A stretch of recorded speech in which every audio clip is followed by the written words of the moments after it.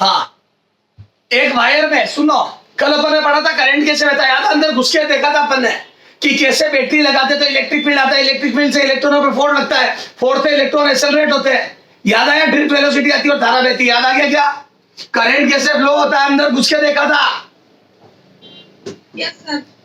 आज मेरा क्वेश्चन आपसे यह है, अगर एक वायर पर, एक तार पर अप्लाइड वोल्टेज बढ़ा दूं, लेंथ बढ़ा दूं, उसकी रेडियस, एक क्रॉस सेक्शनल एरिया की रेडियस बढ़ा दूं और टेम्परेचर बढ़ा दूं, तो इन पैरामीटर पर क्या फर्क पड़ेगा ये बताना है। ओके, इन सारे पैरामीटर पे क्या फर्क पड़ेगा बताना, इससे आपको सोचना आएगा। तो ये चार अलग अलग क्वेश्चन है, कभी क्या बढ़ा रहा हूं, कभी क्या बढ़ा रहा हूं, कभी क्या बढ़ा रहा हूं, चार अलग अलग क्वेश्चन है बेटा। ए बेटा, एट ए टाइम एक पे सोचना है, बाकी को कांस्टेंट रखना है, ध्यान रखना। सब पे एक साथ नहीं सोच पाओगे, बोलो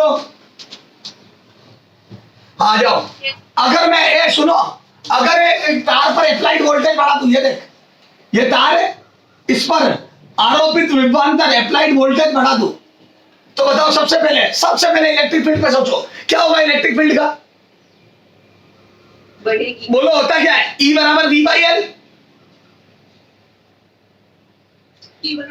हाँ, E बराबर V बाई L। तो मैं बोल दूं E बराबर V बाई L, तो V बढ़ा दूंगा तो ये बढ़ जाएगी, इलेक्ट्रिक फील्ड बढ़ जाएगा। और मैं बोल दूं इलेक्ट्रिक फील्ड बढ़ जाएगा, सही बात है। सुनो, एक तो मैं बोल दूं एक ताकतवर आदमी 10 लोगों को धक्का दे रहा है और एक ताकतवर आदमी उसी प्रकार के 20 लोगों को धक्का दे रहा है, तो मैं बोल दूं 10 लोगों में ताकत ज्यादा बटेगी और 10 लोग ज्यादा वाइब्रेट करेंगे, क्योंकि 10 लोगों में बटेगी ताकत तो ज्यादा दम लगेगा। बोलो, तो जितना अप्लाइड वोल्टेज बढ़ाऊंगा, या यूं समझ लो 10 लोगों को एक मैं धक्का दे रहा हूं और एक खली धक्का दे रहा, तो खली की ताकत ज्यादा है, तो बिल्कुल ज्यादा धक्का लगेगा। तो जैसे जैसे वोल्टेज बढ़ेगा, मेरी जगह खली आएगा, वैसे वैसे बच्चों पे दम ज्यादा लगेगा, यानी कि इलेक्ट्रॉनों का एक्सेलरेट ज्यादा होंगे, इलेक्ट्रिक फील्ड ज्यादा होगा। और मैं बोलूं इलेक्ट्रिक फील्ड ज्यादा होगा, तो मैं बोलूं इलेक्ट्रॉन त्वरित ज्यादा होंगे, एक्सेलरेट ज्यादा होंगे, और मैं बोलूं इलेक्ट्रॉन ज्यादा एक्सेलरेट होंगे तो उसका अपवहन वेग बढ़ेगा। बोलो, और वैसे भी देख लो ना, वीडी बराबर याद है e upon m into tau आता था, पर रटो मत, बिल्कुल बेसिक से समझो।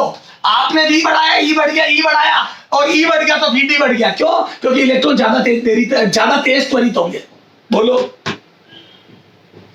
ज्यादा तेज एक्सेलरेट होंगे। क्या बताओ, टो पे कोई फर्क पड़ेगा क्या वी बढ़ाने का?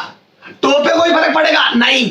मैं बोल दूं टो तो टेम्परेचर पे डिपेंड करता है सिर्फ, तो वो तो टो वही रहेगा।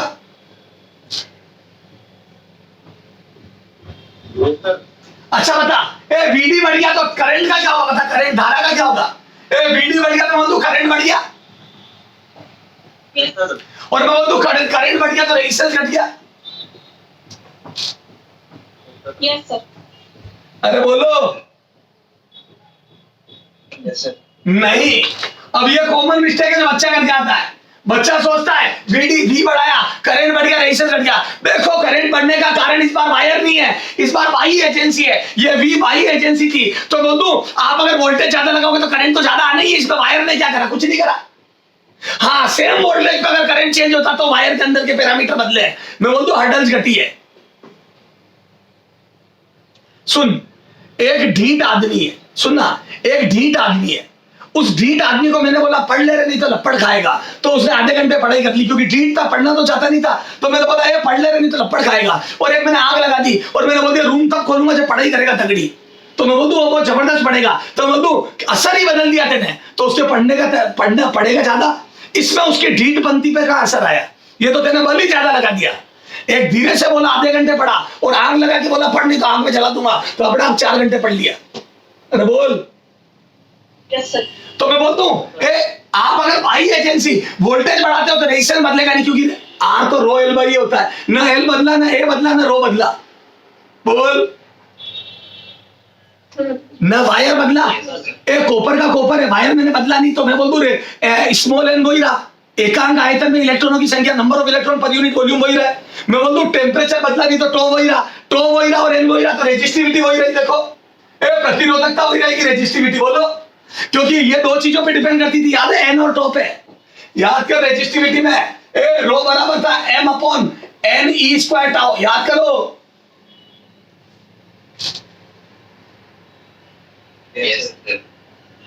तो रेजिस्टिविटी वही रहेगी, क्योंकि आपने टेम्परेचर और मटेरियल नहीं बदला। और मैं बोलूं रेजिस्टिविटी कंडक्टिविटी एक दूसरे के उल्टे, तो ये भी वही रहेगी। सही बात है, तार के अंदर कोई अंतर नहीं आया, क्योंकि ना तो वायर का प्रकार बदला आपने और ना टेम्परेचर चेंज करा, तो बोलूं तार वैसा का वैसे ही रहेगा। तो बोलूं वायर की वजह से कोई फर्क नहीं आया, तो रेजिस्टिविटी कंडक्टिविटी वही रही, चालकता प्रतिरोधकता वही रही। और मैं बोलूं लेंथ बदली नहीं, एरिया याद है। रेजिस्टेंस 3 चीजों पे डिपेंड करता है, रो, एल और ए पे। तो मैं बोलूं एल और ए भी नहीं बदला, तो रो आर भी वही रहेगा। ये जो ड्रिफ्ट वेलोसिटी और करंट बढ़ा है, ये बाह्य कारणों से बढ़ा है, वी की वजह से। दम ज्यादा लगा दिया आपने, तो दम ज्यादा लगाओगे तो करंट अपने आप बढ़ेगा। उसमें आप ये थोड़ी बोल सकते हो रेजिस्टेंस घट गया, नहीं, वो तो आपने दम ज्यादा लगा दिया इलेक्ट्रॉनों पे, आपका दम बदल गया। Yes sir. वो ध्यान देना बेटा, कई बार बच्चे आई ज्यादा सोच के आर कम कर देते, नहीं। हाँ, म्यू का गतिशीलता का क्या हुआ, इलेक्ट्रॉन की गतिशीलता। तो बोल दो ड्रिफ्ट वेलोसिटी बढ़ गई, तो क्या मैं बोल दूं गतिशीलता बढ़ गई? Yes, sir. नहीं नहीं नहीं सर, क्यों नहीं? क्यों सर, क्यों नहीं? बेटा याद कर, मैंने बताया था, याद कर मैंने बताया था कि गतिशीलता या mobility per unit electric field पर ड्रिफ्ट वेलोसिटी देखते हैं। याद कर, एक बच्चे को बोला तूने पढ़ ले रे, और एक को बोला पढ़ ले, कल मैं तेरे को पेपर ले रहा हूं तेरा। तो वो जिसको तेने बोला पेपर ले रहा हूं वो तो ज्यादा पढ़ेगा, क्योंकि उस पर तेने ज्यादा फोर्स लगा के उसको गतिशील करा। बोलो, तो मैं बोलूं ड्रिफ्ट वेलोसिटी बढ़ी, ड्रिफ्ट वेलोसिटी नो डाउट बढ़ गई, लेकिन उसका रीजन यही तो था कि आपने दम ज्यादा लगाया। तो दम ज्यादा लगाने पर तो ड्रिफ्ट वेलोसिटी बढ़नी है, उसमें इलेक्ट्रॉनों के मोबाइल होने का प्रश्न आया। तो मैं बोलूं यूनिट इलेक्ट्रिक फील्ड पे देखो, तो मैं बोलूं अगर यूनिट इलेक्ट्रिक फील्ड अगर दोनों जगह 1 लगाओगे, तो मैं बोलूं दोनों केस में ड्रिफ्ट वो गतिशीलता सेम है, मोबिलिटी सेम है, क्योंकि ना टेम्परेचर बदला। याद है, मोबिलिटी तो सिर्फ और सिर्फ टेम्परेचर पे डिपेंड करती है, तो मैं बोलूं ये वही रहेगी। तो थोड़ा ध्यान से सोचना पड़ेगा बेटा। आपने वी लगाया, वोल्टेज बढ़ाया, इलेक्ट्रिक फील्ड बढ़ा, गतिशीलता, इलेक्ट्रिक फील्ड बढ़ने से ड्रिफ्ट वेलोसिटी बढ़ गई, तो वो कारण तो इलेक्ट्रिक फील्ड का बढ़ना है। अगर यूनिट लगाते तो उतनी होती। एक बच्चे को 10 पेज होमवर्क दोगे तो वो एक पेज वाले से ज्यादा गलतियां करेगा ही करेगा। दोनों को एक एक दो, बोलो। Yes, sir. तो वो ध्यान से सोचना। चलो आ जाओ, लेंथ बढ़ाई, वायर की लेंथ बढ़ाई, तो लेंथ बढ़ाई तो इलेक्ट्रिक फील्ड का क्या होगा? सेम बैटरी लगा के लेंथ बढ़ाई, तो मैं बोलूं एक बार 10 बच्चे खड़े, एक बार 20 बच्चे खड़े, और दोनों को धक्का खाली दे रहा है, तो मैं बोलूं 10 और 20 में 10 वालों को धक्का ज्यादा लगेगा। तो बोलूं लेंथ बढ़ाने पर, लंबी लाइन करने पर धक्का छोटा हो जाएगा, इलेक्ट्रिक फील्ड घट जाएगा। हाँ, V/L। Yes, sir. अच्छा बता, लंबाई बड़ी करने पर, लेंथ बड़ी करने पर रेजिस्टिविटी में कोई फर्क आएगा क्या? नहीं। रेजिस्टिविटी क्यों बदलेगी? तो मैं बोलूं रेजिस्टिविटी और कंडक्टिविटी वही रहेगी। Yes, sir. अच्छा बता, मोबिलिटी टो में कोई फर्क आएगा क्या? नहीं, क्योंकि टेम्परेचर पे डिपेंड करता है टो। तो टेम्परेचर बढ़ाओगे तो टो घटेगा, टक्करें जल्दी होगी। अभी तो टक्करें वैसी की वैसी होगी। क्यों सर, वायर लंबा हो गया? अरे तो क्या हुआ, हर जगह इलेक्ट्रॉन का उसी हिसाब से घूम रहे ना। वायर लंबा हो गया तो ज्यादा इलेक्ट्रॉन घूमेंगे, टक्कर तो उतने ही समय में होगी। बोल। Yes. अच्छा, और अगर टो नहीं बदला तो मोबिलिटी भी वही रहेगी, गतिशीलता भी वही रहेगी। सर इलेक्ट्रिक फील्ड घट गया ना, अरे इलेक्ट्रिक फील्ड घट गया तो क्या हुआ? आप दोनों को, अरे दोनों बच्चों को सेम, तो इलेक्ट्रिक फील्ड तो 1 पे ही सोचोगे ना आप। घट गया तो क्या हुआ? ज्यादा होता तो दोनों की ड्रिफ्ट वेलोसिटी सेम आती। बोलो। अरे अभी इलेक्ट्रिक फील्ड घट गया तो वो तो इलेक्ट्रिक फील्ड घट गया, यहाँ पे इलेक्ट्रिक फील्ड घट गया तो वो तो ड्रिफ्ट वेलोसिटी भी घट जाएगी, क्योंकि अब इलेक्ट्रॉन कम तेज होंगे। तो कई बच्चे सोचते हैं ड्रिफ्ट वेलोसिटी घट गई तो गतिशीलता घट गई। नहीं, ये तो इलेक्ट्रिक फील्ड घटने से गतिशीलता, ये तो इलेक्ट्रिक फील्ड घटने से वीडी घटा है। तो मैं बोल दूं अपन वीडी पे इलेक्ट्रिक फील्ड घटा के थोड़ी सोचते, हम तो बराबर इलेक्ट्रिक फील्ड पे सोचते हैं। तो बोल दो अगर इलेक्ट्रिक फील्ड ही रहता तो वीडी वही रहता, मतलब गतिशीलता पे या मोबिलिटी पे कोई फर्क नहीं आया। Yes, sir. बोलो।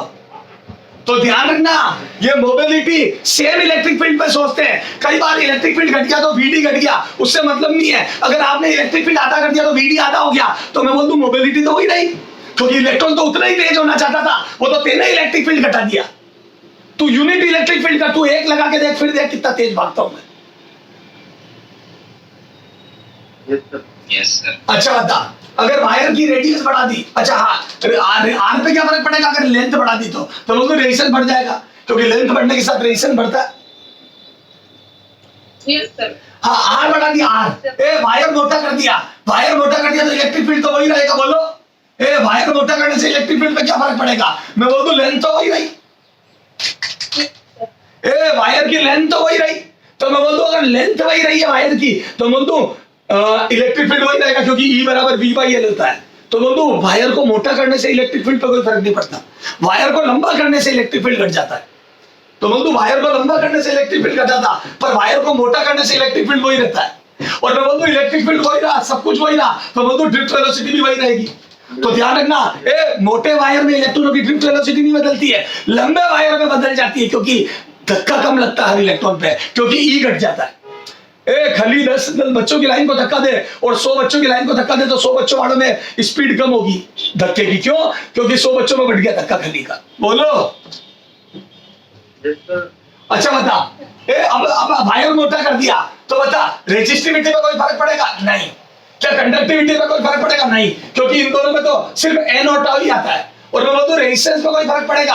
हाँ, रेजिस्टेंस घट जाएगा, क्योंकि R बराबर रो L बाई होता है, एरिया बढ़ गया, R बढ़ने से एरिया बढ़ गया तो रेजिस्टेंस घट गया। पता है क्यों घट गया? क्योंकि मैं बोल दूं मोटे वायर में से ज्यादा इलेक्ट्रॉन भेज जाएंगे। ड्रिफ्ट वेलोसिटी सेम है, तो मैं बोल दूं 10 मीटर दूरी वाला इलेक्ट्रॉन 1 सेकंड बाद निकलेगा, पर मैं बोल दूं ज्यादा इलेक्ट्रॉन निकल जाएंगे क्योंकि एरिया बढ़ गया। तो बोल दूं ड्रिफ्ट वेलोसिटी बढ़ने तो वही है, लेकिन एरिया बढ़ने से रेजिस्टेंस कम हो गया। और मैं बोल दूं टॉ वही रहेगा। क्यों? क्योंकि टेम्परेचर वही और मोबिलिटी वही रहेगी। बोलो, गतिशीलता वही रहेगी।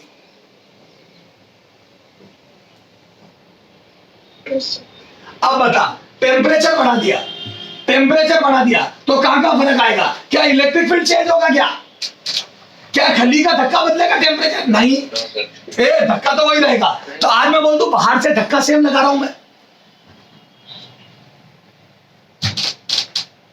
बोलो। अच्छा बता, अगर मैं धक्का सेम लगा रहा हूं तो क्या इलेक्ट्रॉन सेम त्वरण से त्वरित होगा? हाँ। इलेक्ट्रॉन सेम एक्सेलरेशन से एक्सेलरेट होगा? हाँ। अच्छा, अगर इलेक्ट्रॉन सेम एक्सेलरेशन से एक्सेलरेट होगा तो क्या ड्रिफ्ट वेलोसिटी पहले जितनी आती थी उतनी आएगी क्या? बोलो, क्या ड्रिफ्ट वेलोसिटी अपवन में उतना ही आएगा जितना पहले आता था? नहीं। क्यों? क्योंकि देखो इधर देख, ई सेम है, धक्का सेम है, क्यों? एक्सेलरेशन सेम है, पर क्या मैं बोलूं टो घट गया, टेम्परेचर बढ़ाने से टो घट गया, तो टो घट गया तो मैं बोलूं ड्रिफ्ट वेलोसिटी कम आएगी, क्योंकि इलेक्ट्रॉन टकराएंगे जल्दी जल्दी। मेरे बच्चे इलेक्ट्रॉन टकराएंगे जल्दी जल्दी तो बोलूं ड्रिफ्ट वेलोसिटी कम हो गई। अच्छा बता, ड्रिफ्ट वेलोसिटी कम हो गई, मैंने तो धक्का सेम लगाया था, देख इलेक्ट्रिक फील्ड सेम था, मैं दोनों इलेक्ट्रॉनों को धक्का पहले भी टेम्परेचर बढ़ाने से पहले भी वही इलेक्ट्रिक फील्ड था, टेम्परेचर बढ़ाने के बाद भी वही इलेक्ट्रिक फील्ड है। अगर मैंने धक्का सेम लगाया फिर भी ड्रिफ्ट वेलोसिटी बाद में कम आई तो क्या मैं बोल दूं मोबिलिटी घट गई इलेक्ट्रॉन की? इलेक्ट्रॉन चलने के लिए पहले जितना मोबाइल या पहले जितना गतिशील नहीं रहा, क्योंकि अब टक्करें ज्यादा हो रही है, तो बोल दूं गतिशीलता घट गई। क्यों? क्योंकि टो घट गया, टो घट गया तो जल्दी टक्करें होने लग गई। अब मैं बोलूं अब इलेक्ट्रॉन धीरे हो गया। अब इलेक्ट्रॉन के धीरे होने का कारण मैं नहीं हूं, मैंने तो बाहर से सेम धक्का लगाया था, इलेक्ट्रॉनों में टक्करें बढ़ गई अंदर, तो मैं बोलूं वायर उसका कारण है। मैंने तो धक्का सेम लगाया, पहले भी उतना ही लगा रहा था, अब भी उतना ही लगा रहा हूं, इलेक्ट्रॉन खुद धीरे हो गया क्योंकि टक्करें बढ़ गई। बोलो। Yes sir. अब समझ गया गतिशीलता या मोबिलिटी कैसे घटती है? मोबिलिटी टो पे डिपेंड करती है, म्यू बराबर E by M into tau. मैं बोल दूं सिर्फ और सिर्फ टो पे डिपेंड करती है। बोल।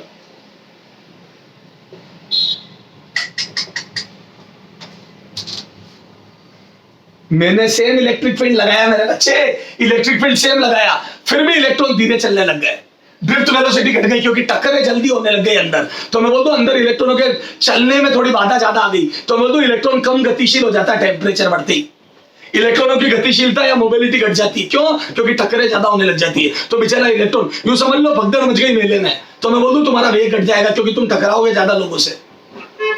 अरे बोल।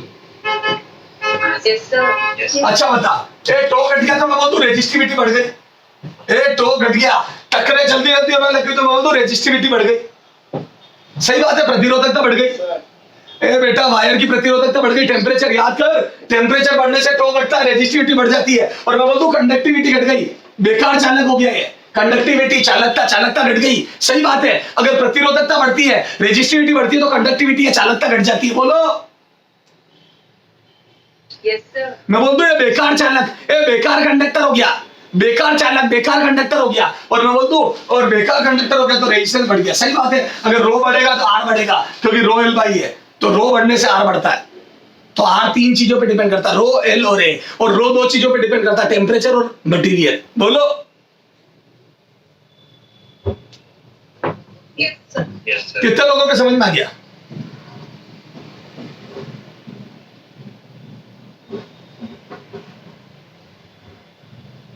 हाँ, नोट करो, फोटो क्लिक कर लो बेटा।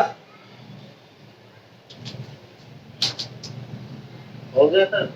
फोटो नोट कर, एक फोटो क्लिक कर लो और लिख दो कॉलम 1 में चेंजेस करने पर बाकी के कॉलम में आने वाले परिवर्तन बताइए। कॉलम 1 में चेंजेस करने पर बाकी के कॉलम में आने वाले चेंजेस। तो ये पूरी टेबल भर दी मैंने। इसका बहुत ध्यान से, बहुत इंपॉर्टेंट है, इसका कोई भी पार्ट एग्जाम में पूछ लेते हैं, बहुत इंपॉर्टेंट है, वेरी वेरी इंपॉर्टेंट। चला आगे। Yes, sir. अब इसके, Yes. हाँ अभी और करा रहा हूं, हटाओ इसको हेलो सर। बेटा। कॉलम 1 वाली क्वांटिटी में चेंजेस करने पर, कॉलम 1 वाली क्वांटिटी को चेंज करने पर कॉलम 2, 3, 4 में आने वाले चेंजेस बताइए। तो ये टेबल बन गई। तो 1 में चेंजेस करें, बाकी सब में चेंजेस आपको बताने थे, तो ये टेबल बन गई। अब इसके छोटे छोटे क्वेश्चन बना के देता हूं, देखिए एग्जाम में कैसे क्वेश्चन आते हैं। बोलूं, लिखो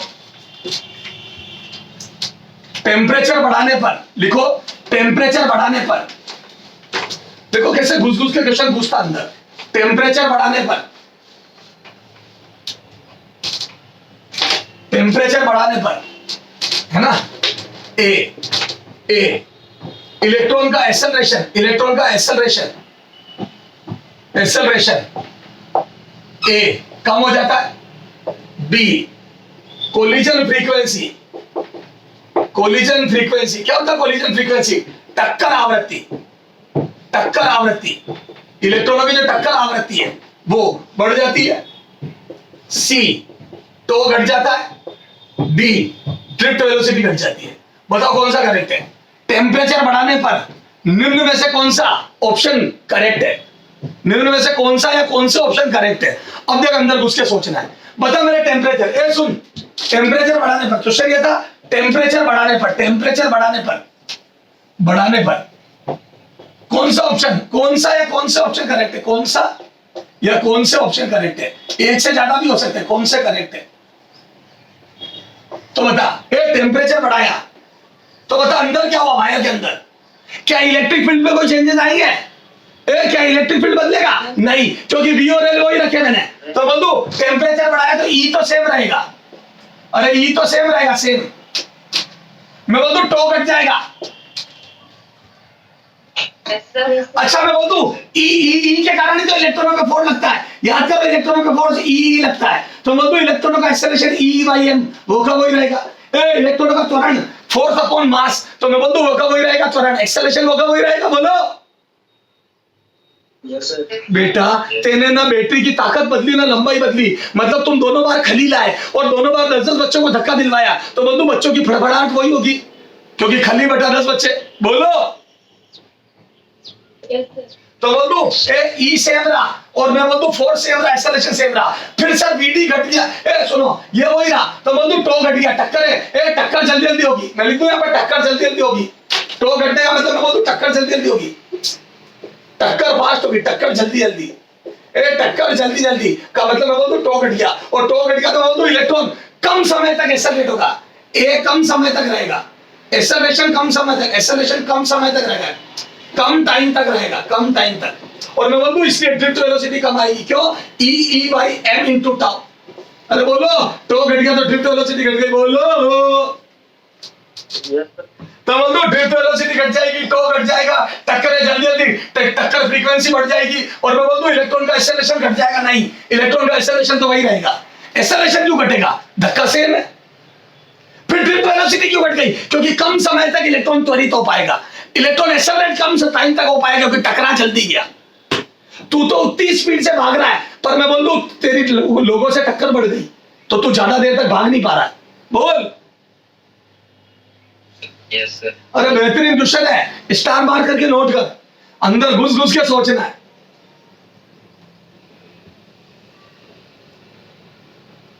चले आगे, Yes, sir. Yes, sir. जल्दी फोटो क्लिक कर।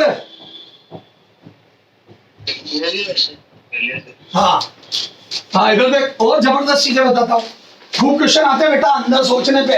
अच्छा, जिसको बारीकी से सोचना नहीं आता वो तुक्के मारते, एक्सेलरेशन घट जाएगा क्योंकि अरे कहाँ से घट जाएगा। हाँ इधर देख,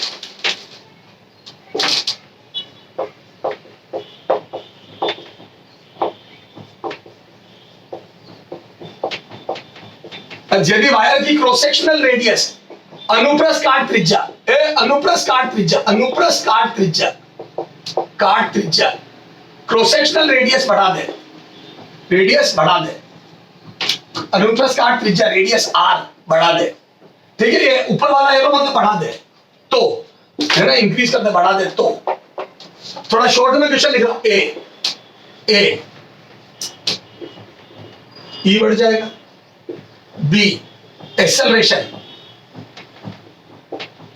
अरे बोलो एक्सेलरेशन, त्वरण, ए बढ़ जाएगा, सी टो घट जाएगा, डी ड्रिफ्ट वेलोसिटी बढ़ जाएगी, ई एम बढ़ जाएगा, एफ करंट बढ़ जाएगा, बोलो क्या होगा। आराम से सोच के बोलना, तुक्के मत मारना। एक मिनट सोच में आया, एक मिनट सोच में आया, बोल मेरे बच्चे। अच्छा बता, अब तो वो तसल्ली से इधर देख, पहले वायर ऐसा था, डायग्राम नहीं बनाओगे जब तक फील ही नहीं आएगी। मैं बोल दूं पहले बैटरी ऐसी लगी, ओके, अरे वी वोल्टेज की बैटरी और एल लेंथ, तो मैं तो अंदर इलेक्ट्रिक फील्ड बना, याद कर, बिल्कुल बेसिक से समझाया था, अंदर इलेक्ट्रिक फील्ड बनेगा और मैं बोलूं इलेक्ट्रॉनों पे फोर्स लगेगा, याद है, इलेक्ट्रॉन इधर गति करेंगे, ई से बाई एम से एक्सेलरेशन होगा, बोलो।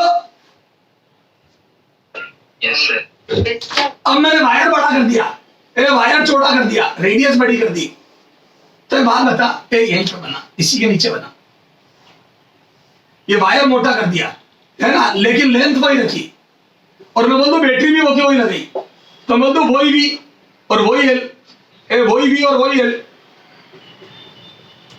तो बता ड्रिफ्ट वेलोसिटी में कोई इलेक्ट्रिक फील्ड में कोई फर्क पड़ा क्या? वही भी वही एल, तो मैं बोल दूं इलेक्ट्रिक फील्ड अब भी वही बनेगा, अरे बोल, और मैं बोल दूं इलेक्ट्रॉन का अब भी वही फोर्स लगेगा, ई बाई एम, वही एक्सेलरेशन होगा इलेक्ट्रॉन का, तो क्या मैं बोल दूं एक्सेलरेशन चेंज नहीं होगा, इलेक्ट्रिक फील्ड चेंज नहीं होगा, क्यों? वही वोल्टेज और वही लेंथ, खली पहले भी 10 बच्चों को धक्का दे रहा था, अब भी 10 को दे रहा है, वही खली और वही लंबाई, तो बोल दो इलेक्ट्रिक फील्ड तो सेम आएगा, दुनिया की ताकत नहीं रोक सकती, तो ई सेम रहेगा, और ई सेम रहेगा तो इलेक्ट्रॉनों का फोर्स सेम रहेगा, और फोर्स सेम रहेगा तो एक्सेलरेशन सेम रहेगा, तो ई और ए तो चेंज नहीं होंगे, बोलो। Yes, sir. Yes, sir. अच्छा, क्या टो चेंज होगा? टो तो सिर्फ टेम्परेचर से बदलता है, और मैं बोल दूं टेम्परेचर की कोई बात ही नहीं करी, तो टेम्परेचर अगर वही है तो बोल दो टो भी सेम रहेगा, बोलो। Yes, sir. Yes, sir. Yes, sir. अरे बोल मेरे बच्चे, टो भी नहीं बदलेगा। अच्छा बता, टो बदला नहीं, ई बदला नहीं, तो मैं बोल दूं drift velocity e by m, यार ये दो ही तो चीजों पर डिपेंड करती है, इलेक्ट्रॉन का एक्सेलरेशन और कितने समय तक एक्सेलरेट हुआ। अरे किसी पार्टिकल की वेलोसिटी कितनी होगी, तो एक्सेलरेशन इनटू टाइम, कितना त्वरण था और कितनी देर तक था, तो मैं बोलूं देर भी वही है, एक्सेलरेशन या त्वरण भी वही है, तो मैं बोलूं ड्रिफ्ट वेलोसिटी भी चेंज नहीं होगी। Yes, sir. Yes. बेटा इलेक्ट्रॉनों को तेज भी उतने से ही कर रहा हूं और उतने ही समय के लिए कर रहा हूं, तो मैं बोल दूं इलेक्ट्रॉनों की वेलोसिटी वो की वही आएगी। Yes, sir. अच्छा सुन, इधर देख, क्या मैं बोल दूं, सुनना ध्यान से हो, क्या मैं बोल दूं पहले भी यहां से 10 मीटर दूर, मान लिया ड्रिफ्ट वेलोसिटी 10 आ रही है, तो बोल दूं पहले भी 10 मीटर दूर के इलेक्ट्रॉन गुजर रहे थे और उसके बीच के सारे गुजर रहे थे, अब मैं बोल दूं अब भी 10 मीटर दूर के इलेक्ट्रॉन गुजरेंगे, ड्रिफ्ट वेलोसिटी सेम है ना बच्चा, तो बोल दूं अब भी 10 मीटर दूर के इलेक्ट्रॉन गुजरेंगे, अरे बोल ये 10 मीटर दूर के, अरे बोल मेरे बच्चे, तो बोल दूं पहले भी 10 मीटर दूर के और अब भी 10 मीटर दूर के इलेक्ट्रॉन गुजरेंगे, तो बोल दूं सेम नंबर ऑफ इलेक्ट्रॉन गुजरेंगे। Yes. नहीं नहीं, मैं बोलता हूँ ज्यादा गुजरेंगे क्योंकि एरिया बड़ा हो गया, आयतन बड़ा हो गया, एरिया वॉल्यूम बड़ा हो गया। तो मैं बोलता हूँ अब भी 10 मीटर दूर के जाएंगे लेकिन ज्यादा बड़े गेट में से जाएंगे। तो बोलता हूँ अब इलेक्ट्रॉन ज्यादा गुजरेंगे। तो बोलता हूँ करंट बढ़ गया।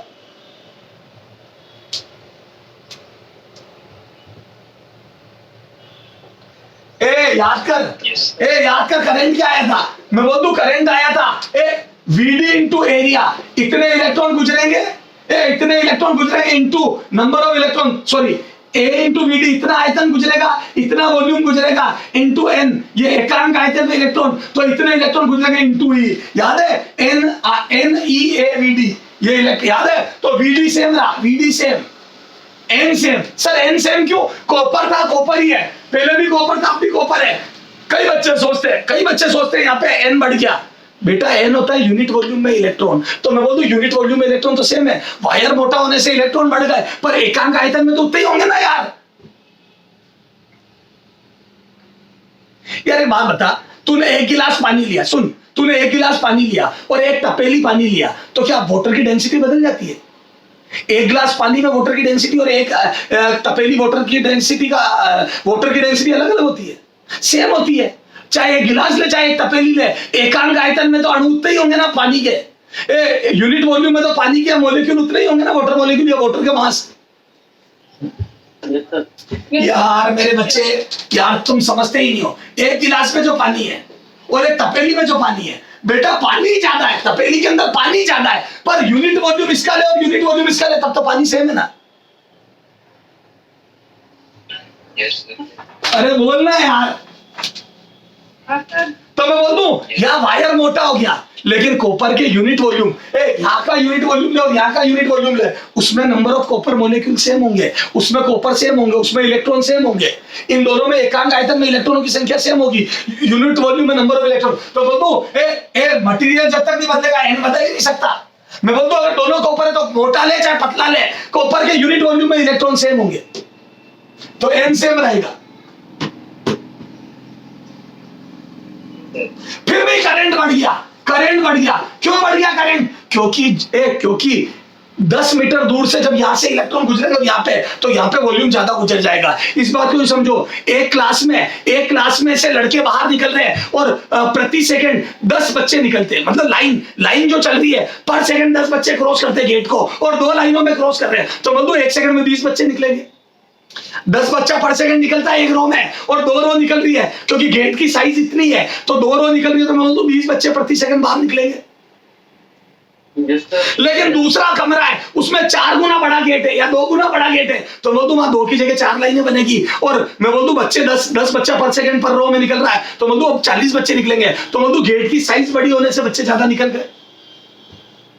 तो क्या मैं बोल दूं इन दोनों में से करंट इसमें ज्यादा होगा, क्यों? क्योंकि इसका एरिया बड़ा है, तो बोल दूं यहां से ज्यादा इलेक्ट्रॉन गुजर जाएंगे, तो बोल दूं करंट बढ़ गया। अरे बोलो, तो पहले और दूसरे डायग्राम में दूसरे का करंट ज्यादा इसलिए क्योंकि मोटा गेट है, बस, बाकी कुछ भी नहीं फर्क आया। न ड्रिफ्ट वेलोसिटी बदली, न इलेक्ट्रिक फील्ड बदला, न टो बदला, न एन बदला, कुछ भी नहीं बदला, सिर्फ गेट मोटा हो गया।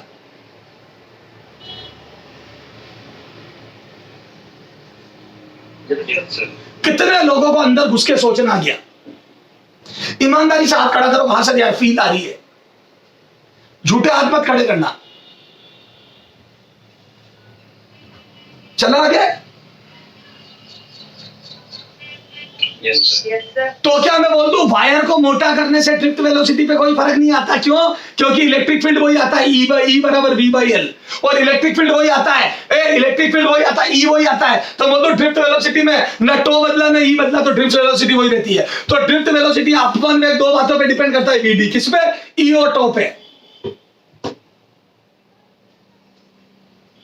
Yes, sir. चलो ये लिखो फटाफट, नोट करो इसको, फिर अगला क्वेश्चन करा रहा हूं। यहां पे जल्दी नहीं करना चाहता मैं। चले आगे। हो गया सर। हाँ बेटा बहुत अच्छी चीज है ये, इनका घर पे जाके वापस रिवीजन करना, यहीं से क्वेश्चन आएंगे, ध्यान रखना। अंदर घुस के होता ना, घर में घुस के मारूंगा, वो वाला कंसेप्ट है, तो इसमें घर में घुस के मारते नीट वाले करंट इलेक्ट्रिसिटी में। ओके, तो अपने को भी आना चाहिए सब। हाँ सुनना, यदि एक वायर में एक वायर में इलेक्ट्रॉन की ड्रिफ्ट वेलोसिटी, है ना, अपवहन वेग v है, ठीक है। यदि क्रॉस सेक्शनल रेडियस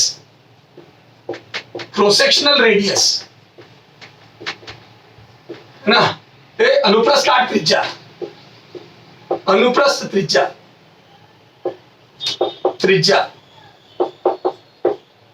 r से 2r कर दे, r से 4r कर दे तो नई drift velocity, new drift velocity vd dash कितनी होगी? a v रहेगी, b 4 गुना हो जाएगी, c by 4 हो जाएगी, d by 16 हो जाएगी। बोलो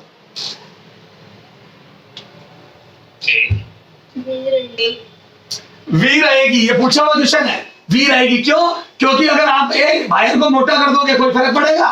पहले वायर ऐसा था पतला, अब वायर को मोटा कर दिया तो मैं बोल दूं कोई ड्रिफ्ट वेलोसिटी में कोई फर्क पड़ेगा? सवाल ही पैदा नहीं होता। वही बैटरी, वही लेंथ, तो वही इलेक्ट्रिक फील्ड, वही टो, तो वही वीडी। Yes, sir. तो वही रहेगा। क्यों? क्योंकि ई एंड टो वही रहा, ई एंड टो दोनों नहीं बदले, ई और टो दोनों नहीं बदला, ई और टो दोनों सेम। दोनों जब सेम है तो बात ही खत्म हो गई। वही बैटरी लगाई वही लेंथ है, same battery same length.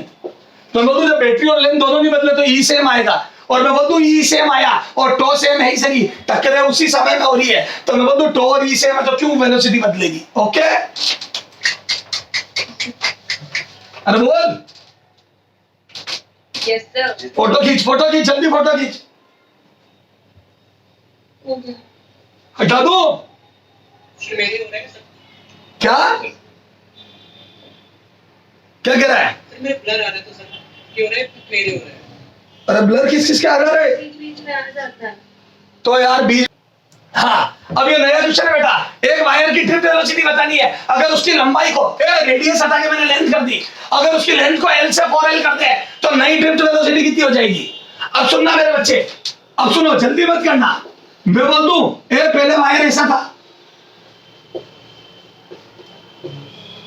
V voltage की बैटरी L लेंथ पे थी, अब मैं बोल दूं वायर की लेंथ 4L कर दी,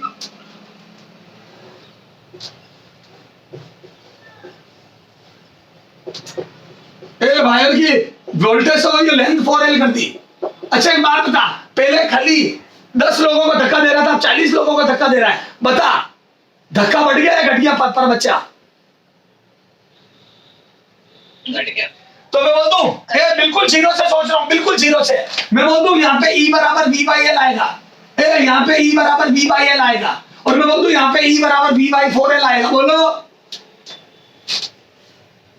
तो क्या मैं बोल दूं लंबे वायरों में इलेक्ट्रिक फील्ड थोड़ा कम आता है, क्योंकि लंबे वायर में पर यूनिट लेंथ पर वोल्टेज घट जाता है। बोल मेरे बच्चे, तो बोल दूं यार दम कम आया, दम कम।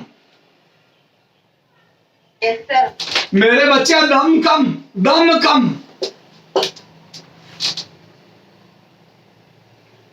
Yes sir. तो मैं बोल दूं मेरे लाल, अगर तेने लेंथ को बढ़ा के L से 4L कर दिया तो मैं बोल दूं दम घट गया। तो मैं बोल दूं ड्रिफ्ट वेलोसिटी में दो ही तो चीज आती है, एक दम और एक टाउ, E/m इनटू टाउ। तो मैं बोल दूं E/m इनटू टाउ, तो मैं बोल दूं E घट गया, दम घट गया, तो ड्रिफ्ट वेलोसिटी घट जाएगी। तो टाउ वही है लेकिन फिर भी ड्रिफ्ट वेलोसिटी घट गई। और मैं बोल दूं लेंथ 4 गुना हो गई तो दम कम हो गया और 1/4 हो गया, 1/4। दम कम हो गया और 1/4 हो गया, और अगर दम में E की वैल्यू 1/4 हो गई तो ड्रिफ्ट वेलोसिटी 1/4 हो जाएगी। बोल मेरे बच्चे। तो वायर की लेंथ बढ़ाने से इलेक्ट्रिक फील्ड घटता है, ड्रिफ्ट वेलोसिटी घटती है, लेकिन वायर की लेंथ वही रखने से ड्रिफ्ट वेलोसिटी वही रहती है, चाहे मोटाई कितनी बढ़ा दे। मोटाई से ड्रिफ्ट वेलोसिटी को कभी फर्क नहीं पड़ता, लेकिन लंबाई से पड़ता है, क्योंकि दम बढ़ जाता है। तो जितना वायर लंबा उतना दम बढ़ जाएगा, V बढ़ जाएगा, V/L घट जाएगा, दम घट जाएगा, ड्रिफ्ट वेलोसिटी घट जाएगी। Okay, yes sir. नोट कर ले।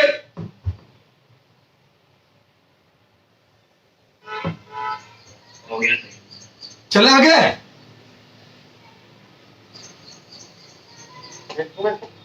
यस यस सर बता दो। यस सर तो सर ये सब समझ में आ गया। सर अब हम अंदर घुस के सोच लेंगे।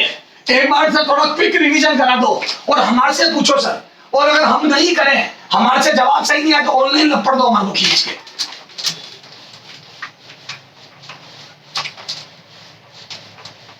ऑनलाइन लपड़े आओ, ऑनलाइन लपड़ दे। चलो आ जाओ, क्वेश्चन पूछ रहा हूं, जवाब देना फटाफट। अगर एक वायर का टेम्परेचर बढ़ा दूं तो जल्दी जल्दी तो मोबिलिटी तो घट गया, मोबिलिटी गतिशीलता घटेगी क्योंकि इलेक्ट्रॉन जल्दी जल्दी टकराएगा तो धीरे भागेगा। और मैंने दम सेम लगाया है, तो घट गया तो धीरे भागेगा, मोबिलिटी घट गई। अच्छा, रेजिस्टिविटी प्रतिरोधकता बढ़ेगी क्योंकि टो घट गया, टकरे जल्दी होगी तो बेचारे को बाधा ज्यादा मिलेगी तो रेजिस्टिविटी बढ़ गई। कंडक्टिविटी चालकता घटेगी, रेजिस्टेंस बढ़ेगा बढ़ेगा। ओके, अच्छा सुनो, ये समझ में आ गया सर। अगर अगर अगर टेम्परेचर की जगह वायर ऐसा ले लूं जिसका स्मॉल एन ज्यादा हो, क्या होता है स्मॉल एन? इलेक्ट्रॉनों के नंबर, एकांक वॉल्यूम में इलेक्ट्रॉनों के नंबर। तो बोल दो ऐसा वायर ले लिया जिसका स्मॉल एन ज्यादा है, तो बता उसकी रेजिस्टिविटी प्रतिरोधकता कम हो गई। कंडक्टिविटी कंडक्टिविटी बढ़ेगी। सबसे सबसे ज्यादा स्मॉल एन किसका होता है पूरी पीरियोडिक टेबल में? सिल्वर का। इसीलिए सिल्वर सबसे तगड़ा चालक है, सबसे अच्छा कंडक्टर सिल्वर है। वायर कॉपर के क्यों बनाते हो फिर? सस्ता और आसानी से मिल जाता है। अच्छा सुन, सस्ता और आसानी से। अच्छा सुन, तेरे को एक पानी गर्म करने का हीटर बनाना है, बता तेरा मकसद क्या है? पानी गर्म करने का हीटर बनाना तेरा मकसद क्या है? उसका रेजिस्टेंस ज्यादा हो या कम हो? कम हो। वेरी गुड, ये लड़की बोल रही कम हो। क्यों कम होगा? तो क्या पानी क्या 100 साल में गर्म करेगी? सर मेरे को तो नहाना ही नहीं है। वेरी गुड, बता हीटर का रेजिस्टेंस ज्यादा होना चाहिए कम?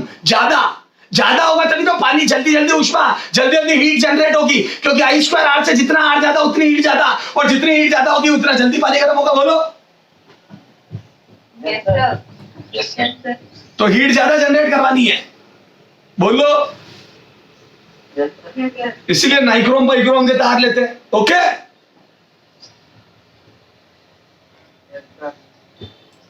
Yes sir. तो सर समझ में आ गई बात। अच्छा, तो मेरे हिसाब से थोड़ा थोड़ा दिमाग में बैठा। एक क्वेश्चन लिख बेटा, ज्यादा भारी नहीं करा रहा हूं, थोड़ा क्वेश्चन लिख।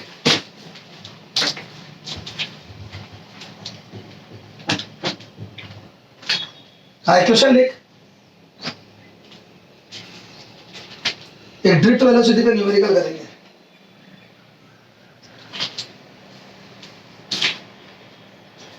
हाँ लिखो।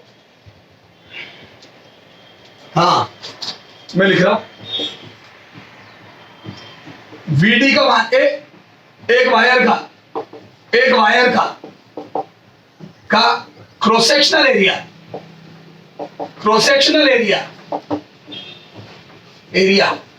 ए बराबर 10⁻⁷ मीटर स्क्वायर है। मजा आ गया, सीधा मीटर स्क्वायर में ही दिया है। 10⁻⁷ मीटर स्क्वायर है।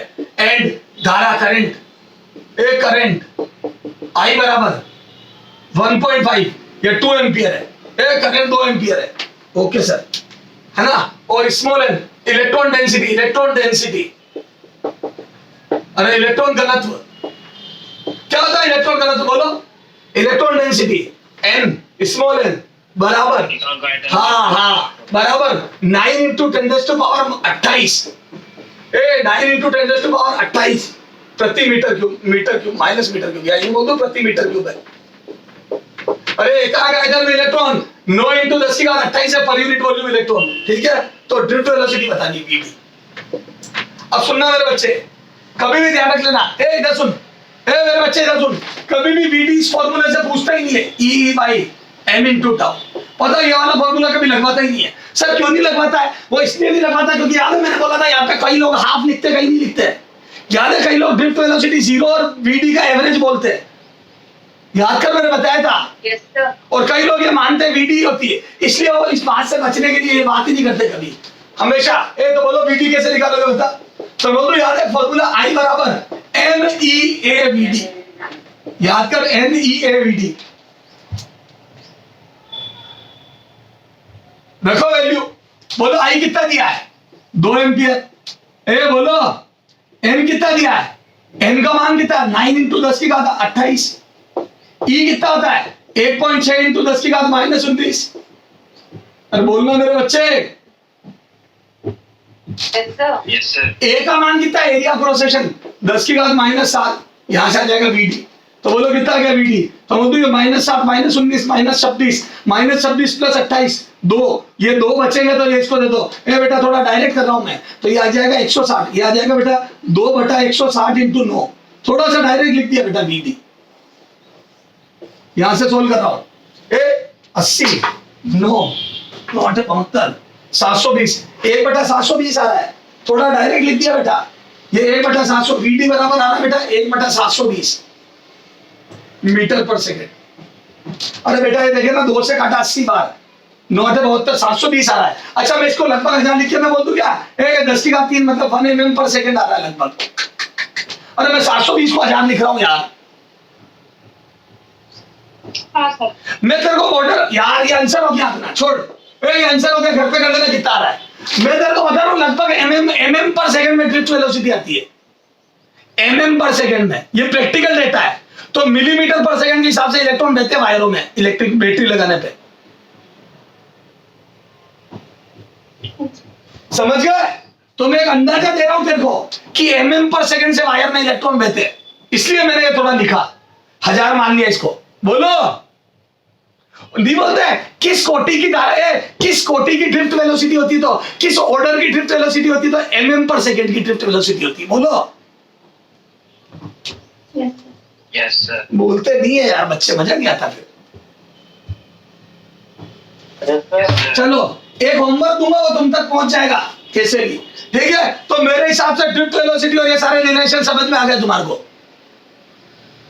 Yes, sir. चलो करो, इसको नोट करो बेटा, ये ऐसे क्वेश्चन खूब आते हैं। I बराबर NEAVD, तो ये फॉर्मूला बहुत इंपॉर्टेंट है, ध्यान रखना। ऐसा एक क्वेश्चन और है थोड़ा कैलकुलेशन वाला, वो तुम तक पहुंचा दूंगा मैं किसी भी जरिए से, आ जाएगा तुम तक, वो होमवर्क है करके लाना घर से, अगले टर्न पे डिस्कस करूंगा। Okay Yes, sir. करो, नोट करो यहां तक। सर हाँ सर रिकॉर्डिंग चालू कर दो, एक लड़की है ना उसको हॉस्पिटल जाना है तो वो बोल रही थी सबसे रिकॉर्डिंग। ठीक है ठीक है ठीक है ठीक है, अभी करनी है ना, पहले तो नहीं करनी थी। तो पहले तो वो मतलब ठीक है। वो अभी खाली- ठीक है ठीक है, हाँ तो ये देखो, अरे समझ में आ गया क्या बच्चों? Yes, Yes, sir. sir. चलो आगे चले, ये फॉर्मूला रख लेना बेटा। ड्रिफ्ट वेलोसिटी पे न्यूमेरिकल भी आते हैं, और ये भी पूछता है वायर को चौड़ा करते तो ड्रिफ्ट वेलोसिटी वही रहती है, और वायर को लंबा करते तो ड्रिफ्ट वेलोसिटी घटती है, क्योंकि ई घटता है। बोलो यार, बोलते नहीं है, मजा नहीं आता। Yes, sir. अच्छा अब लिखो बेटा करंट डेंसिटी, धारा घनत्व।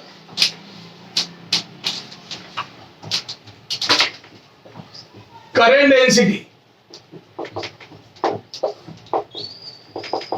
धारा घनत्व, याद है जे से लिखते हैं, और मैंने शायद बताया भी था, a current per unit area, current per unit area, एकांक एकांक क्षेत्रफल से धारा, है ना? बताओ ये सही है क्या? ये डेफिनेशन सही है क्या? यूनिट एरिया से करंट,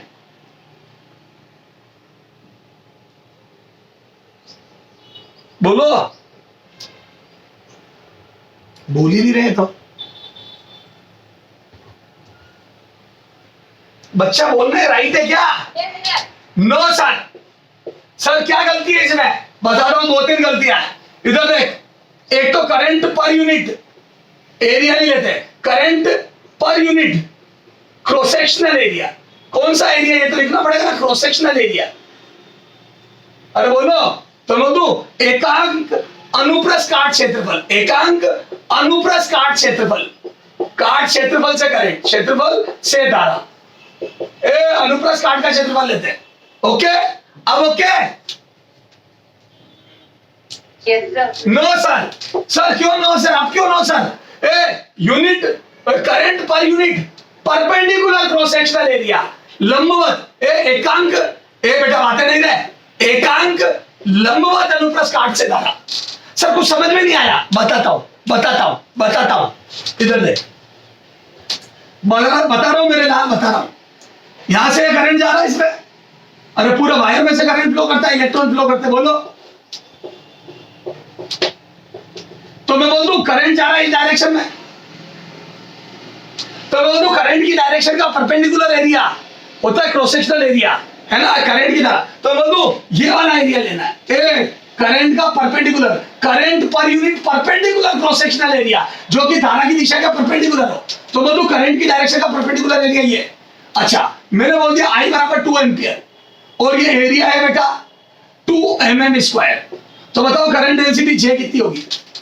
तो मैं बोल दूं मेरी किस्मत बहुत अच्छी है, सीधा परपेंडिकुलर एरिया ही दिया हुआ है। मेरी किस्मत कितनी अच्छी है, सीधा परपेंडिकुलर एरिया दिया हुआ है। तो मैं बोल दूं ये आ जाएगा बेटा J बराबर I अपॉन परपेंडिकुलर एरिया, और मेरी किस्मत अच्छी है, एरिया परपेंडिकुलर वाला ही है, तो 2 अपॉन ये हो जाएगा 2 × 10⁻⁶।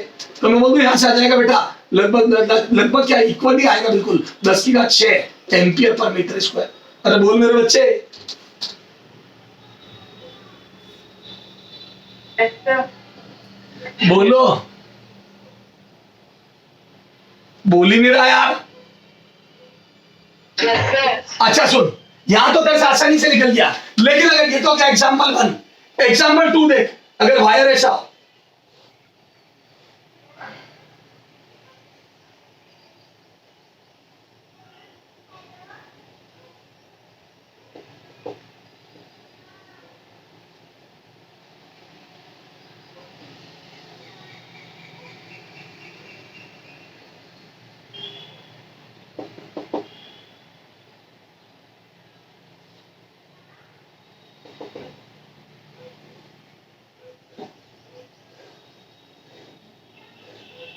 हाँ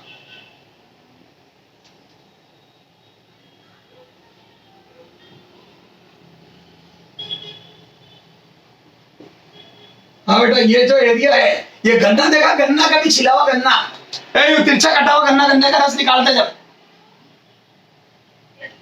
ये वैसा दे दिया मैंने, ठीक है। और ये करंट यू बह रहा है, देख ये और ये यू दिया है, ठीक है। और ये करंट है I बराबर वही 2 एम्पियर। अरे करंट वही I बराबर 2 एम्पियर। अच्छा, और मैं बोल दूं ये वाला एरिया, ये जो तिरछा एरिया है गन्ने का, ये कटे हुए गन्ने का ये वाला एरिया, ये A बराबर है बेटा 2 mm²।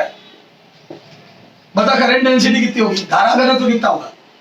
क्या मैं बोल दूं अब फिर से धारा घनत्व I बराबर J बराबर, J पूछा है, तो बोल दूं इसका भी सॉल्यूशन ऐसे ही होगा, J बराबर I × I अपॉन एरिया।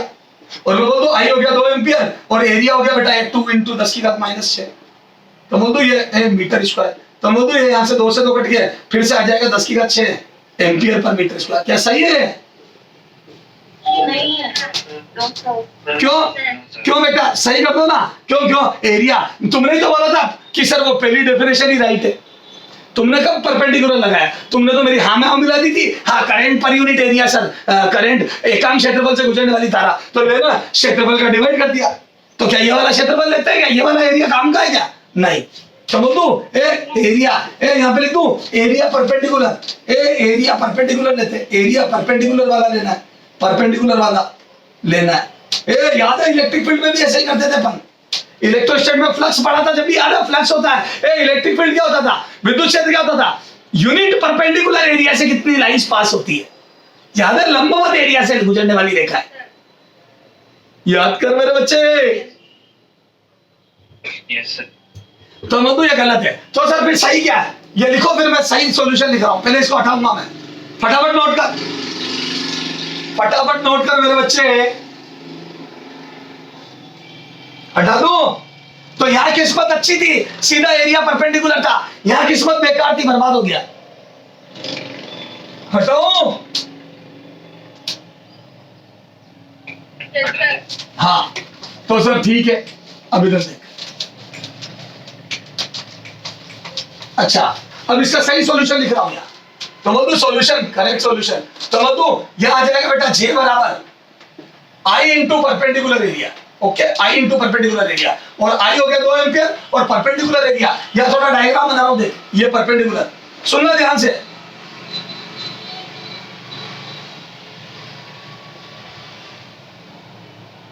मैं बोलते हैं तिरछा एरिया था और ये परपेंडिकुलर एरिया है, और मैं बोलते हैं एंगल 60 डिग्री था। देखो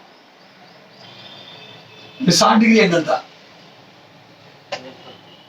तो मैं बोलूं ये परपेंडिकुलर एरिया है और ये 2 mm स्क्वायर है। तो मैं बोलूं ये परपेंडिकुलर एरिया हो जाएगा 2 mm स्क्वायर cos 60।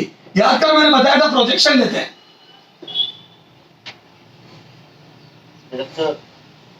याद कर मैंने बताया था प्रोजेक्शन लेते हैं, याद कर एरिया का प्रोजेक्शन।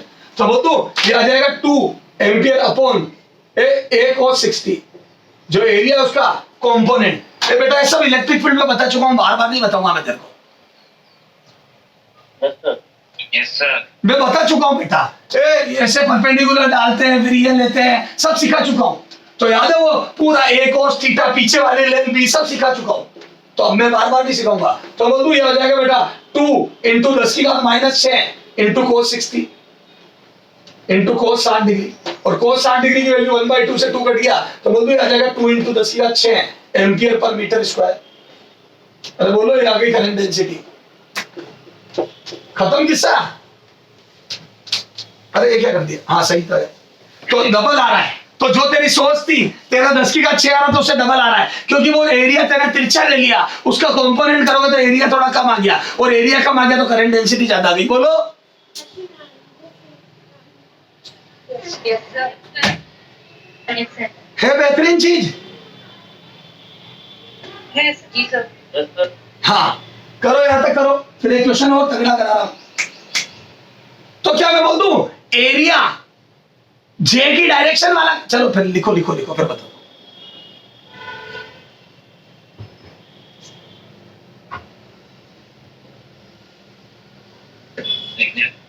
चले आगे। ए बेटा मेरे बच्चे, तो सर ये तो मजा आ गया, अच्छे से समझ में आ गई करंट डेंसिटी। चले आगे।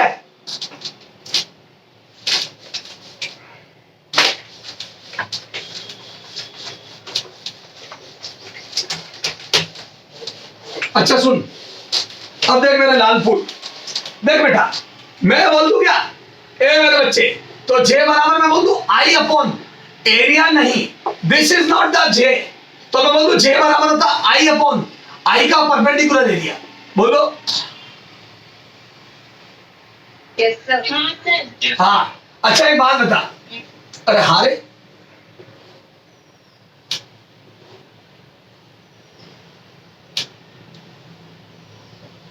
अच्छा सुन, क्या मैं बोल दूं आई की डायरेक्शन अगर ये है, सुनकर जाना मेरे बच्चे,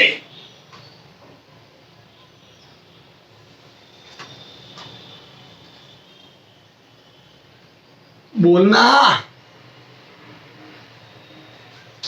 Yes, sir. रावण, ए रावण, मैं बोल दूं आई की डायरेक्शन ये है, तो तू हाँ क्यों नहीं कर रहा मेरे बच्चे? Yes, sir. हाँ ठीक है।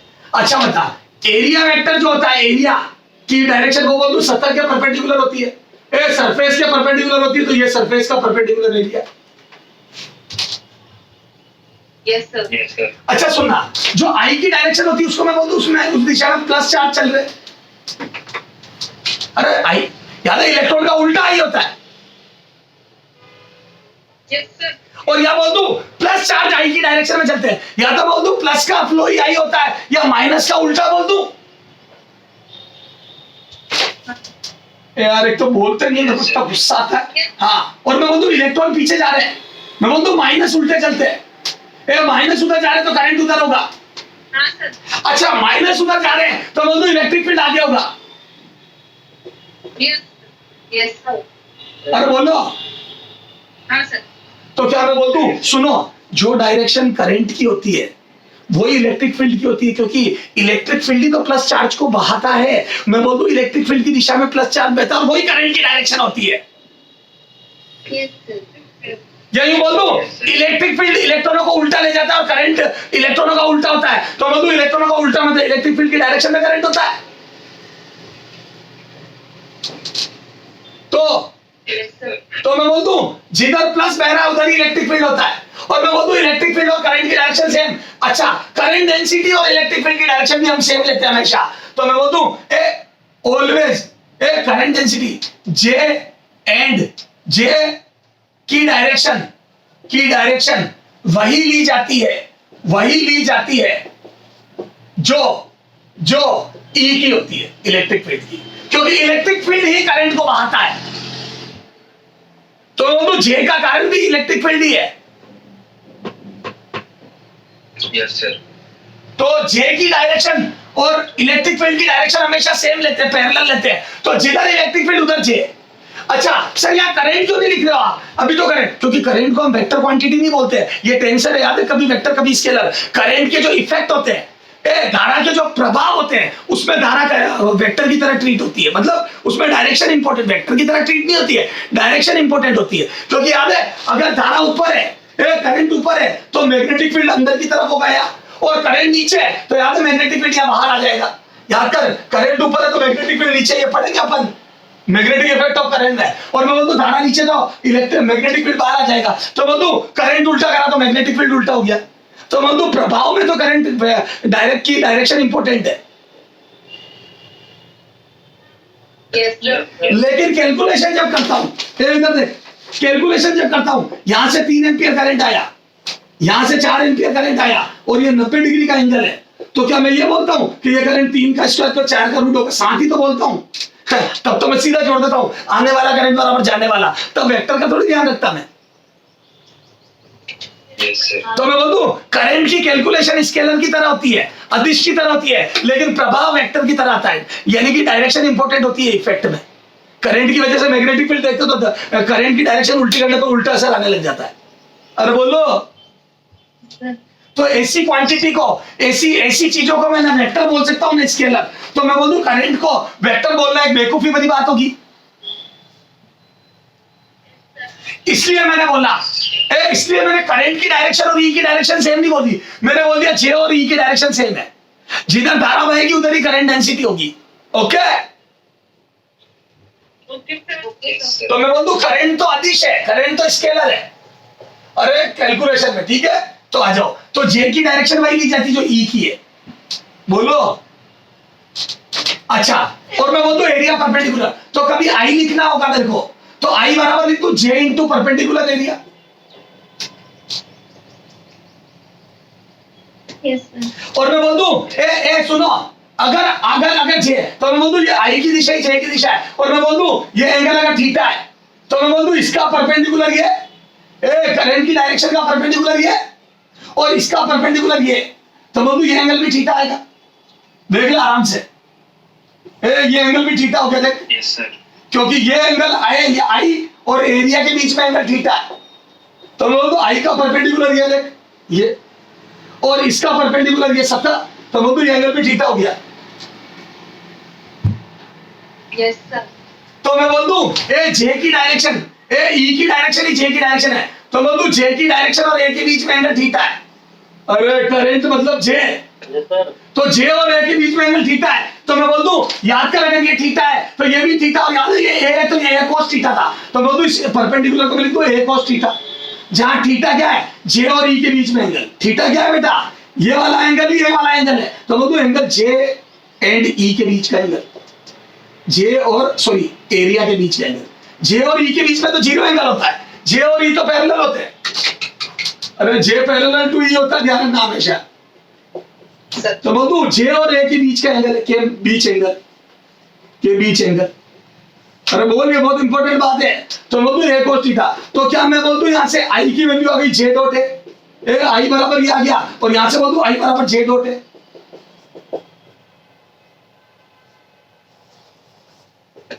Yes sir. तो बेटा एरिया और जे के बीच में जो एंगल होता है उसके हिसाब से आई बराबर जे ए कोस थीटा आता है, क्योंकि एरिया अगर तिरछा है तो मैं बोल दो ए का कंपोनेंट लेना पड़ता है। Yes sir. तो मैं बोल दू सुन ये करंट वैसा ही हो गया जैसा फ्लक्स पड़ा था। मैं बोल दू करंट निकालना मतलब फ्लक्स निकालना। तो बोल दू इलेक्ट्रिक फील्ड विद्युत क्षेत्र electric field into electric field का परपेंडिकुलर एरिया। याद कर जे इनटू जे की डायरेक्शन के परपेंडिकुलर प्लेन में एरिया। जे करंट कितना होगा वायर से, इधर देख वायर से करंट कितना होगा आई। तो मैं बोल दू जे इनटू जे की डायरेक्शन के परपेंडिकुलर एरिया। इस एरिया का परपेंडिकुलर कंपोनेंट देख जे इंटू जे के परपेंडिकुलर डायरेक्शन में कंपोनेंट। अरे जे इंटू जे के परपेंडिकुलर कंपोनेंट। तो मैं बोलता हूं फ्लक्स बराबर ई इंटू ई के परपेंडिकुलर प्लेन में कंपोनेंट एरिया का। क्योंकि ई होता है यूनिट परपेंडिकुलर एरिया से कितनी लाइंस गुजर रही है। याद है इलेक्ट्रिक फील्ड होता है यूनिट लंबवत क्षेत्रफल से कितनी रेखाएं गुजर रही है। तो ऐसे ही जे होता है यूनिट परपेंडिकुलर एरिया से कितने करंट गुजर रहा है। तो मतलब जे हो गया लंबवत एकांक क्षेत्रफल से गुजरने वाला धारा। जे क्या था यूनिट परपेंडिकुलर एरिया से करंट। याद कर जे की डेफिनेशन। तो मतलब टोटल करंट हो जाएगा जे इंटू लंबवत एरिया, लंबवत या परपेंडिकुलर एरिया। तो मतलब जे इंटू परपेंडिकुलर एरिया, ये वाला एरिया, ये वाला एरिया, ये एरिया नहीं, ये वाला ए कोस थीटा। जे के परपेंडिकुलर, ये जे की डायरेक्शन है, ये जे की। तो मैं बोलूं जे और ए के बीच में एंगल थीटा, तो जे का परपेंडिकुलर एरिया। तो मैं बोलूं ये ए कोस थीटा क्या है, जे का परपेंडिकुलर प्लेन में एरिया, जे के परपेंडिकुलर प्लेन में एरिया ए का कंपोनेंट, ए का घटक कंपोनेंट। बोलो करो इसको, फोटो क्लिक करो, बहुत इंपॉर्टेंट चीज है। तो आई बराबर जे डॉट ए होता है।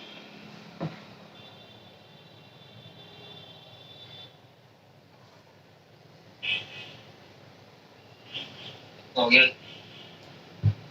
हो गया? Yes sir. चले आगे, चले क्या? यस। हाँ एग्जाम्पल।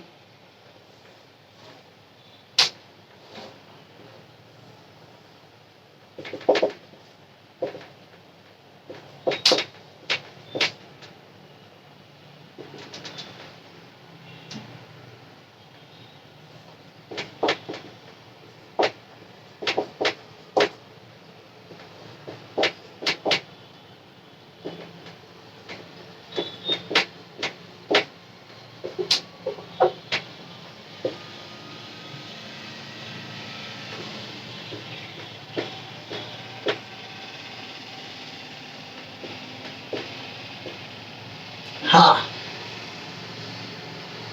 तो आपको बताना बेटा करेक्ट।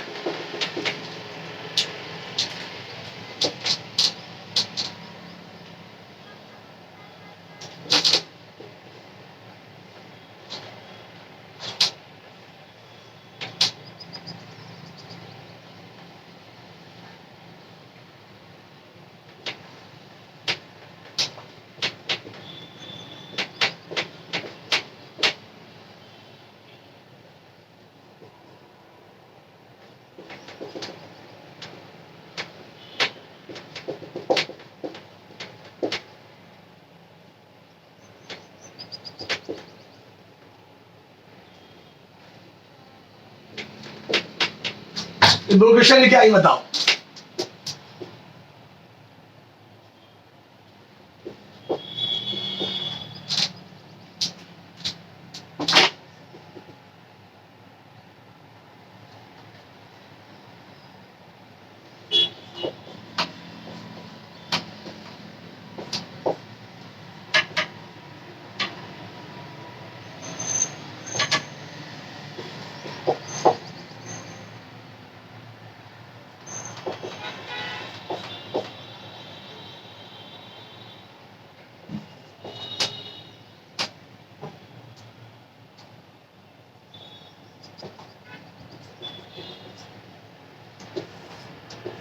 हाँ तीन क्वेश्चन लिखे बेटा, 1 2 एंड दिस इज 3।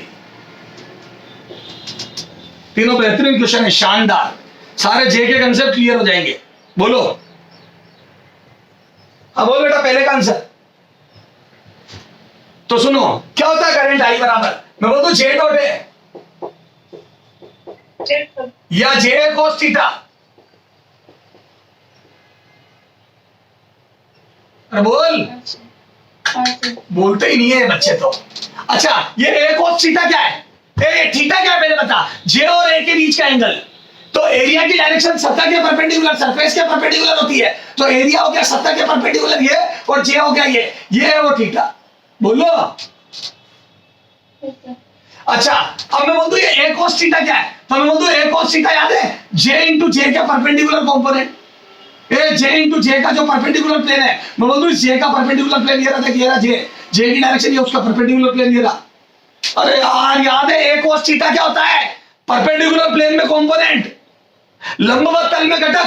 तो मैं बोलूं एरिया का कंपोनेंट ही तो ये ए कोस थीटा का मतलब यही तो है। अगर ये थीटा तो ये भी थीटा, और मैं बोलूं ये वाला कंपोनेंट चाहिए।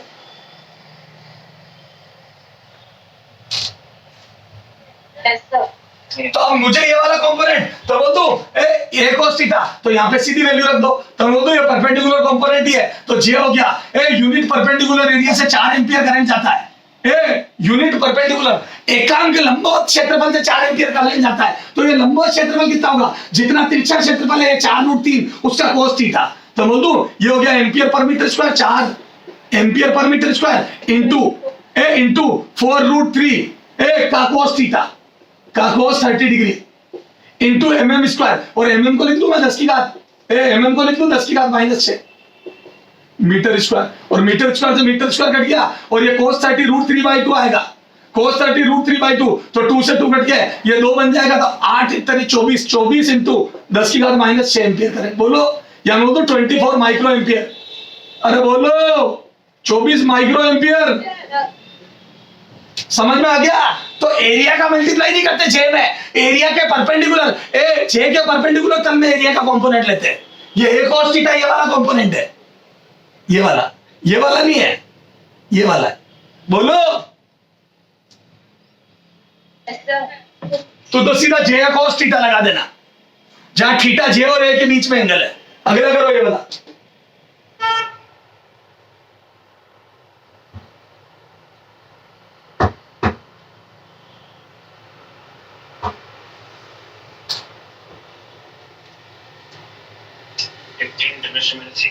है?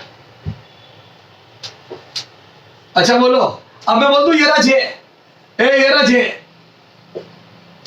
अरे बोल, और ये रहा एंगल 30 डिग्री, तो मैं बोल जे cos 30 डिग्री, और यहां से जे की वैल्यू रखी, तो मैं बोल जे की value 10 ampere per metre square into ए की वैल्यू रखी, एरिया की वैल्यू 10 इंटू 10 की घात -6 मीटर स्क्वायर में कर दिया इसको भी, इंटू 10 की घात -6 metre square into cos 30 degree कर दूं, cos 30 डिग्री बोलो, तो मधु मीटर स्क्वायर से मीटर स्क्वायर कैंसिल हो गया, और ये cos 30 डिग्री कितना था बोलो, तो मधु यहाँ था 10 10 100, और 10 की घात -6, तो cos 30 √3 बटा 2, तो मैं मधु √3 बटा 2 इंटू ये 100 10 की घात -4 बना देगा इसको, तो मधु 10 की घात -4 ये आ जाएगा एम्पियर। बोलो यही